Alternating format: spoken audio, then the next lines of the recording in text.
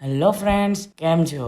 हाँ जी, मैं तो बढ़िया हूँ। तो दोस्तों, आप सब थकने के बाद आराम करने के लिए सोते ही होंगे। तो सोते समय भी हमारे बॉडी में कई ऐसे रिएक्शन होते हैं जिससे हमारा साइंस कई सालों से रिसर्च कर रहा है, पर इस पर कई नतीजा नहीं मिल रहा।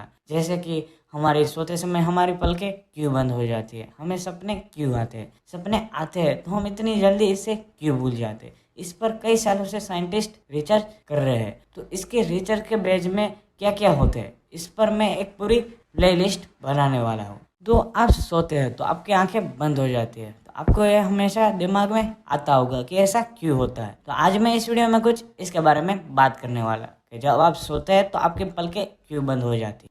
तो आप देख रहे नॉलेज ट्रेजरी, तो चलिए कर लेते हैं कुछ नॉलेज की बातें।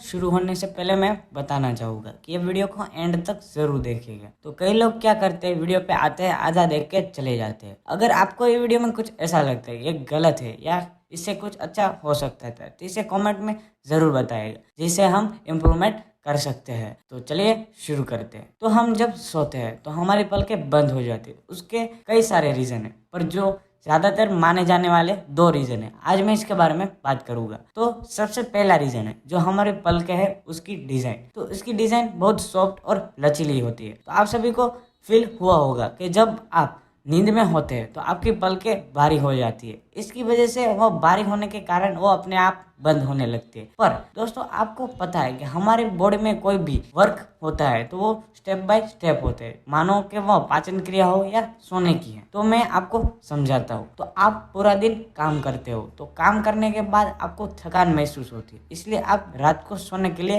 रिलैक्स होने के लिए बेड पे जाते हो। तो आप जैसे बेड पे लेटते हो वैसे ही हमारी बॉडी हमारे दिमाग को एक मैसेज भेजती है कि अब ये रिलैक्स होने का टाइम है। इसलिए हमारी बॉडी में स्टेप बाय स्टेप रिलैक्स की प्रोसेस शुरू होती है। तो सबसे पहले हमारे जो पाँव हैं वो रिलैक्स होने स्टार्ट हो जाते हैं, बाद में वो धीरे धीरे ऊपर की तरफ आता है। इसलिए हमारा पेट, हमारी गर्दन, हमारे हाथ और लास्ट में हमारे मुंह पे आते हैं, और लास्ट में हमारी आंखों की पलकों पर आता है। तो वो पलकें अपने आप ही भारे होने लगती है, और भारी होने के कारण धीरे धीरे बंद होने लगती है और आप सो जाते हो। पर आपको पता है कि हमारी पलकें हमारे आंखों के लिए बहुत कुछ करती है, जैसे कि वो एटमॉस्फेयर से ऑक्सीजन लेने में मदद करती है और हमारे आंखों को भी लुब्रिकेट करने में मदद करती है। तो आपको पता है कि हमारे आंखों में ऑक्सीजन लेने के लिए कोई ब्लड सर्कुलेशन के लिए कोई रक्तवाहिनी नहीं दी गई, इसलिए वो डायरेक्टली ऑक्सीजन एटमॉस्फेयर में से लेती है। और क्या होता है, कभी कभी सोने के टाइम पर जब हमारी पलकें सही से काम नहीं करती